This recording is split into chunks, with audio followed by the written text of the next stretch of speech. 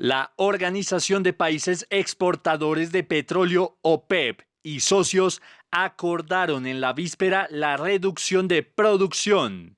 Este sería el mayor recorte en la historia. Va a iniciar a partir de mayo. La medida se acordó con la excepción de México durante una reunión extraordinaria de un plan de recorte que consiste en implementar 3 etapas.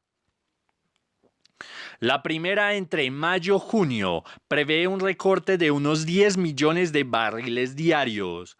En el segundo semestre de este año se alcanzarán los 7.7 millones de barriles diarios y de 5.8 millones para finales de abril de 2022. Los recortes tendrán como base una producción de octubre de 2018, excepto Rusia y Arabia Saudita. Se espera entonces que este acuerdo finaliza el 30 de abril de 2022, aunque su prórroga se estudiará en diciembre del 2021. El presidente Nicolás Maduro, en su acostumbrada alocución, se refirió a este tema, ya que Venezuela es uno de los principales países productores de petróleo. Recorte en la historia va a iniciar a partir de mayo. La medida se acordó con la excepción de México durante una reunión extraordinaria de un plan de recorte que consiste en implementar 3 etapas. La primera, entre mayo y junio, prevé un recorte de unos 10 millones de barriles diarios. En el segundo semestre de este año se alcanzarán los 7.7 millones de barriles diarios y de 5.8 millones para finales de abril de 2022. Los recortes tendrán como base la producción de octubre de 2018, excepto Rusia y Arabia Saudita. Se espera entonces que este acuerdo finalice el 30 de abril de 2022, aunque su prórroga se estudiará en diciembre del 21. Bueno, todos estos temas, estaba comentando con la vicepresidenta, hoy hubo videoconferencia de la Organización de Países Exportadores de Petróleo, OPEP+, con la participación de Rusia y de los países exportadores de petróleo que no son de la OPEP. Los suscriptores del acuerdo, diciembre 2016, se han reunido y hemos ratificado la OPEP+, los acuerdos para estabilizar el mercado petrolero mundial, para recuperar los precios del petróleo. Y estos acuerdos, por primera vez en la historia, han sido refrendados por el G20. Inclusive nuestro mayor aliado, Donald Trump,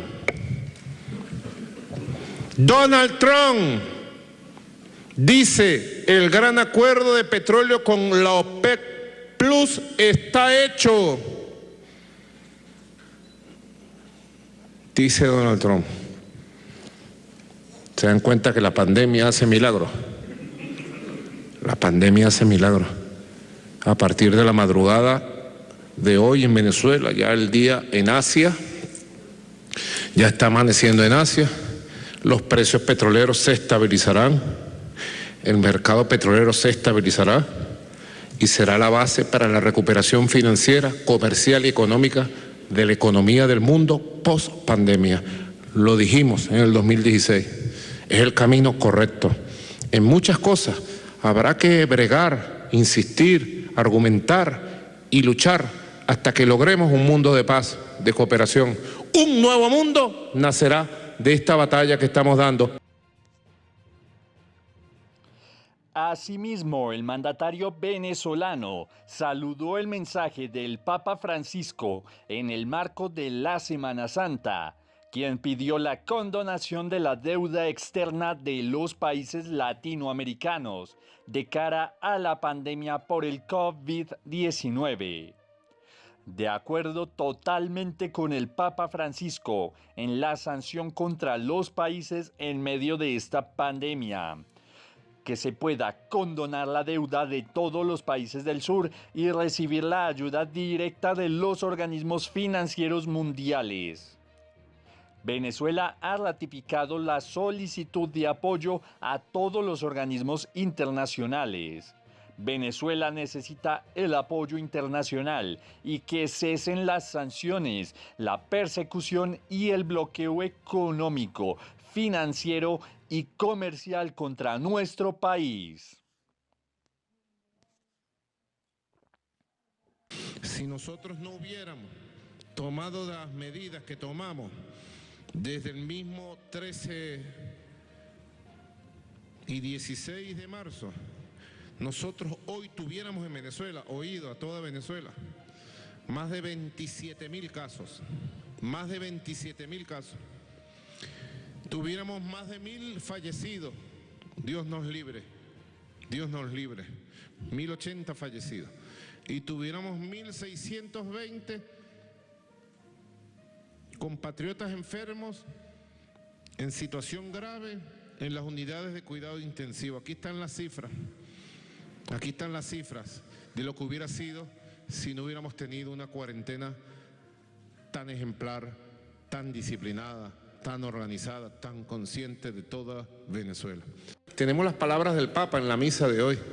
Quiero darle las gracias al Papa Francisco por sus bendiciones sobre Venezuela y por pedir que cesen las sanciones y la persecución contra Venezuela. ¿Tenemos el video? El video de las palabras del Papa Francisco pidiendo por Venezuela, dando sus bendiciones a nuestra patria y llevando adelante esta palabra. Adelante. Non è questo il tempo degli egoismi. Este no es el tiempo del egoísmo, porque el desafío que estamos enfrentando nos une a todos y no hace acepción de personas. Tanto il tempo delle divisioni. Este no es tiempo de la división.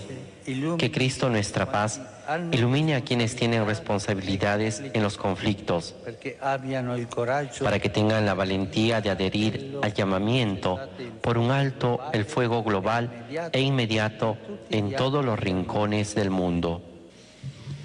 De acuerdo totalmente con el Papa Francisco, cesen las sanciones contra los países en medio de esta pandemia y se pueda condonar la deuda de todos los países del sur y recibir la ayuda directa de los organismos financieros mundiales. Venezuela ha ratificado su solicitud de apoyo a todos los organismos internacionales, a todos. Venezuela necesita apoyo internacional. Y que cesen las sanciones, la persecución y el bloqueo económico y financiero y comercial contra nuestro país, de acuerdo con el Papa, para seguir afrontando esta pandemia en el transcurso de las semanas y meses que están por venir. Nicaragua se ha convertido en una isla en medio del mar del contagio por COVID-19, además de que nadie ha visto al presidente Daniel Ortega en un mes. El gobierno no toma medidas para evitar que el COVID-19 se extienda e incluso organiza actos públicos con el consiguiente riesgo para los nicaragüenses. La última vez que se ha visto al presidente Daniel Ortega en un mes, las imágenes del diario oficialista El 19 Digital le muestran en una videoconferencia con sus homólogos centroamericanos el 12 de marzo. Buscaban acuerdos regionales para enfrentar el COVID-19. Esta es la última vez que se ha visto al presidente Daniel Ortega en un mes. Las imágenes del diario oficialista El 19 Digital le muestran en una videoconferencia con sus homólogos centroamericanos el 12 de marzo. Buscaban acuerdos regionales para enfrentar el coronavirus. Este plan de acción para atender esta situación de emergencia. Desde entonces no se le ha visto ni escuchado. Los reportes oficiales sobre el estado de la pandemia en Nicaragua los brinda su esposa y vicepresidenta Rosario Murillo, mediante llamadas telefónicas a los medios oficialistas cada mediodía. Gracias a Dios no hay transmisión local comunitaria. No es la primera vez que Ortega, de 74 años, ha desaparecido de la vida pública. Ya ocurrió en 1998 y 2014, pero su prolongada ausencia en medio de la emergencia mundial y el hecho de que padece varias condiciones de salud vuelven a levantar suspicacias, sobre todo por ser la voz y figura mediática principal de su gobierno. Para mí que está muerto, porque no da la cara de nada. Nicaragua, a diferencia de otros países centroamericanos, no ha cerrado sus fronteras o incentivado el distanciamiento social. Por el contrario, el gobierno organizó celebraciones de Semana Santa que la misma Iglesia Católica suspendió, como esta tradicional judea en el pueblo de Mazatepe. Aquí cientos de personas, incluyendo niños y ancianos, se codearon con poca o ninguna protección. En México, Andrés Manuel López Obrador anunció la unificación del Sistema Nacional de Salud junto a los hospitales privados para hacer frente a la pandemia. A partir de ahora, estos centros atenderán de forma gratuita a los pacientes con coronavirus. Así lo dijo el presidente de la Nación, Andrés Manuel López Obrador, que aseguró que de lo que se trata este convenio es que los hospitales privados cederán o destinarán, mejor dicho, el 50% de los recursos, es decir, el 50% de las camillas, el 50% del apoyo médico para poder brindarle así recursos al gobierno y que estos a su vez puedan destinar pacientes del Seguro Social, del ISSSTE o personas que no tienen ningún tipo de apoyo del sector público en temas de salud. El sector público y el sector privado se unan frente a esta crisis de salud pública, frente a esta contingencia, esta epidemia. Quiero agradecer en nombre del pueblo de México a los dueños de los hospitales privados por este gesto.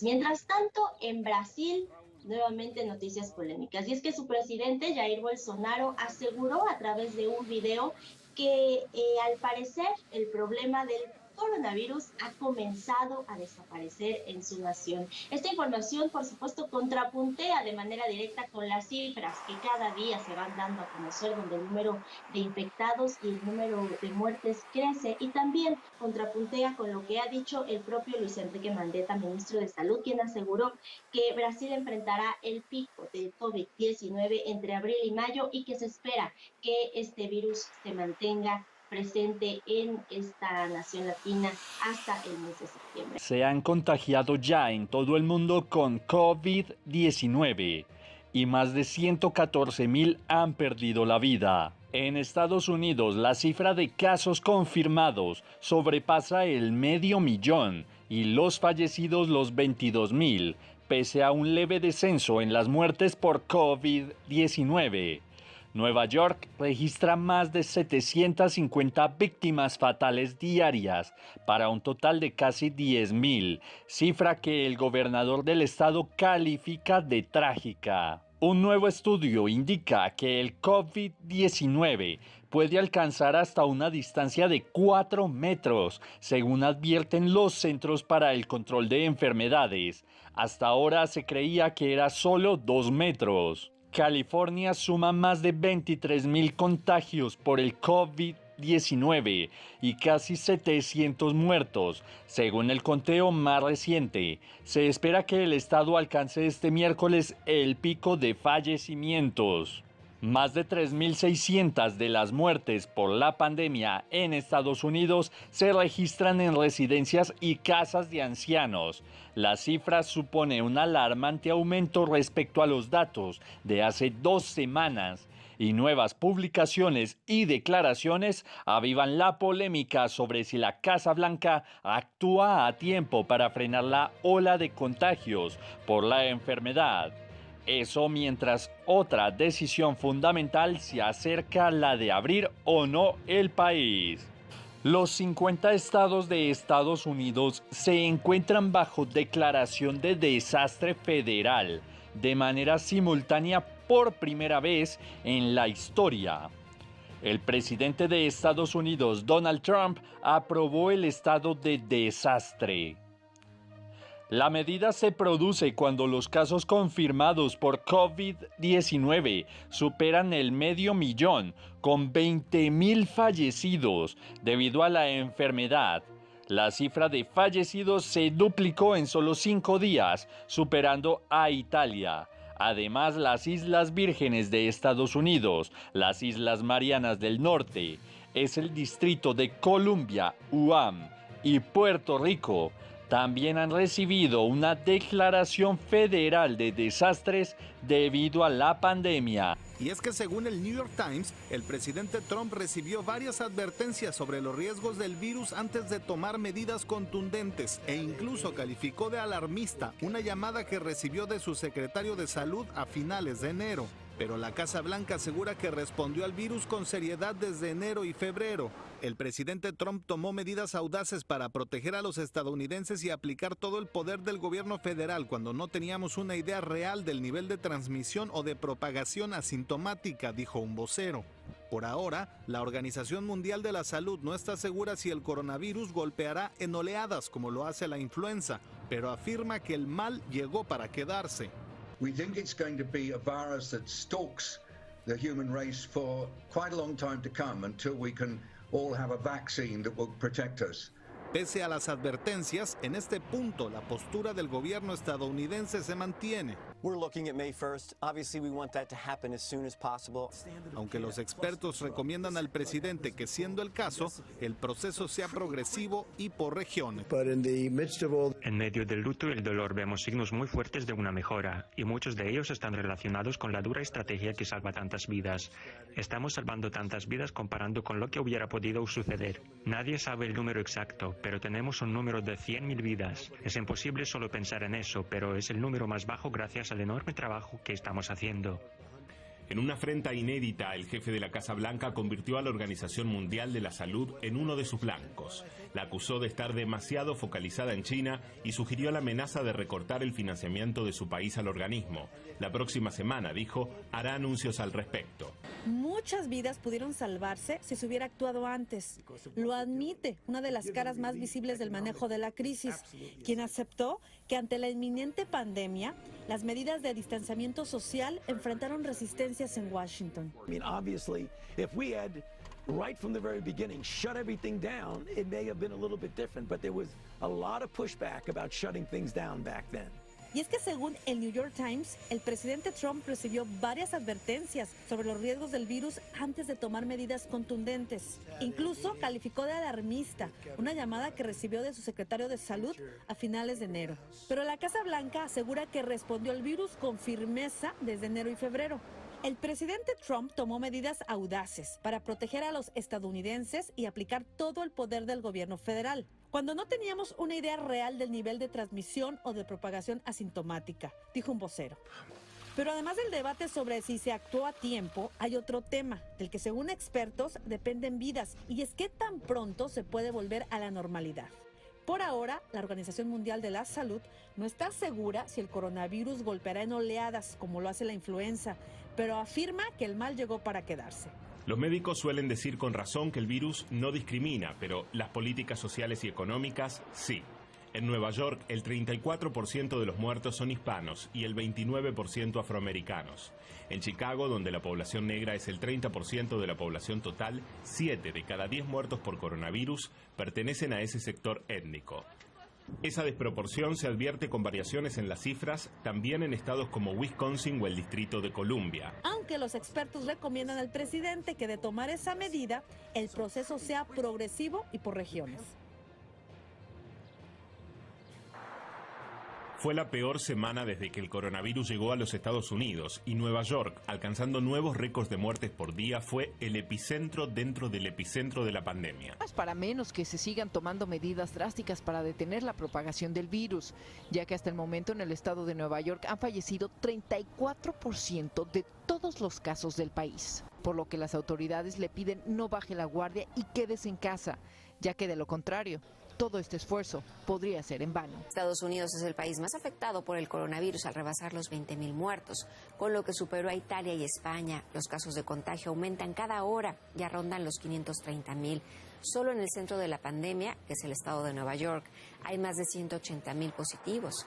Durante la semana, el gobernador dio un recuento atroz de la situación, al alcanzar un máximo de nuevas víctimas cada día hasta el viernes. Pearl Harbor, la Gran Depresión e incluso el 9/11, algunas de las comparaciones que se escucharon en los medios demuestran que la enfermedad ha entrado en la lista de los peores traumas de la memoria colectiva de este país. Contra todas las recomendaciones sanitarias, el martes Donald Trump alentó a los ciudadanos de Wisconsin a salir de sus casas para ir a votar en las primarias.